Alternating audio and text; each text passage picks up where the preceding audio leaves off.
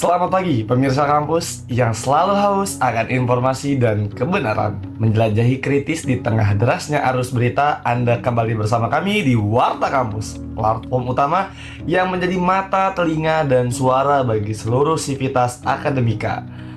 Hari ini, suasana perkuliahan teknik reportase dan investigasi berita di kampus kita telah mencapai pertemuan ke-6, sebuah titik di mana teori harus tunduk pada praktik lapangan yang kejam. Mata kuliah ini bukan sekedar kelas, ini adalah ruang uji coba bagi calon jurnalis yang akan menjadi anjing penjaga watchdog demokrasi.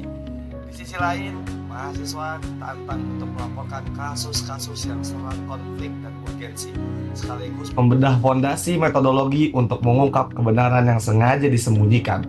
Kami akan mengupas tuntas dinamika sesi kali ini, mulai dari simulasi liputan berita yang hebohkan hingga pembahasan mendalam mengenai jurnalisme investigasi yang menjadi senjata terakhir pers.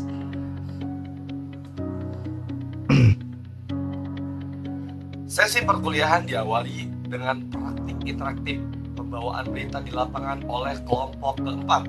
Latihan ini bertujuan menguji keterampilan komunikasi, kecepatan bertindak, dan profesionalisme mahasiswa saat menghadap langsung dengan kamera dan situasi genting.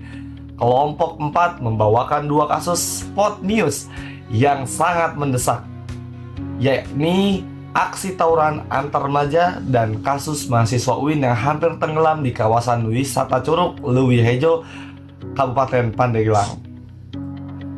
Dalam situasi ini, tim menunjukkan koordinasi yang efektif. Nazma bertindak sebagai presenter yang memandu alur siaran dari studio, Faiko dan Ihsan sebagai reporter di lapangan yang memberikan laporan langsung dari 2 lokasi kejadian yang berbeda. Adnan bertugas sebagai operator yang bertanggung jawab atas aspek teknis siaran.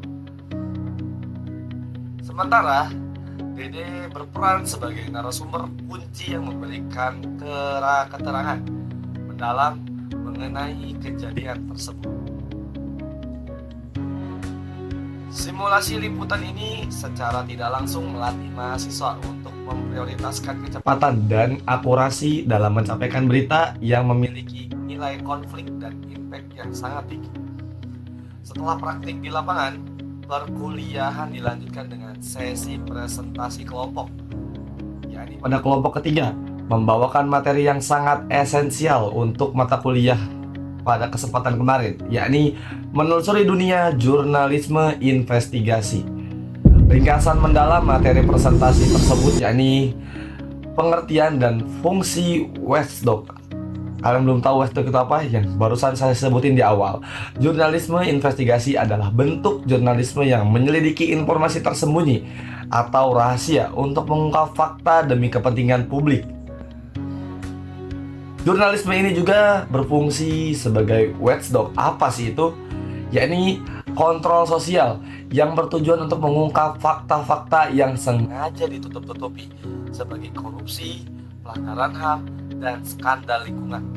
Perbedaan dengan jurnalisme biasa, jurnalisme investigasi bersifat proaktif dan mendalam, membutuhkan waktu yang sangat lama, bisa berbulan-bulan atau bisa bertahun-tahun untuk mengungkap fakta tersembunyi tersebut, seringkali melalui sumber rahasia atau biasa disebut whistleblower, dengan dampak yang bertujuan mendorong perubahan.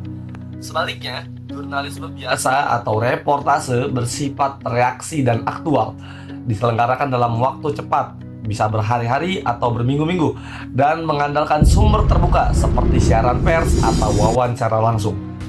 Tahapan pelaksana investigasi ini, yakni kelompok ini memaparkan tahapan yang harus dilalui secara ketat, dimulai dari conception atau pencarian ide, dilanjutkan ke feasibility study atau studi kelayakan, kemungkinan planning atau perencanaan, organisasi research atau riset data, hingga langkah penting writing and rating sebelum akhirnya masuk ke tahap publication dan follow up.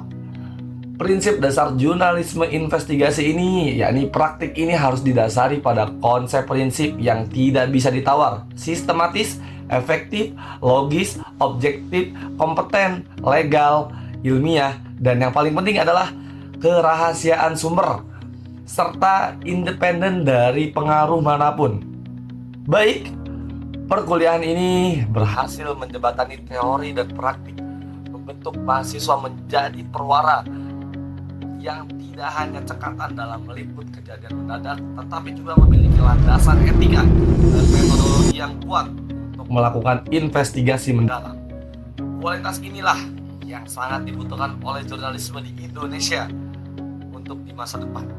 Oleh karena itu, saya Muhammad Adnan Hobi kembali ke studio.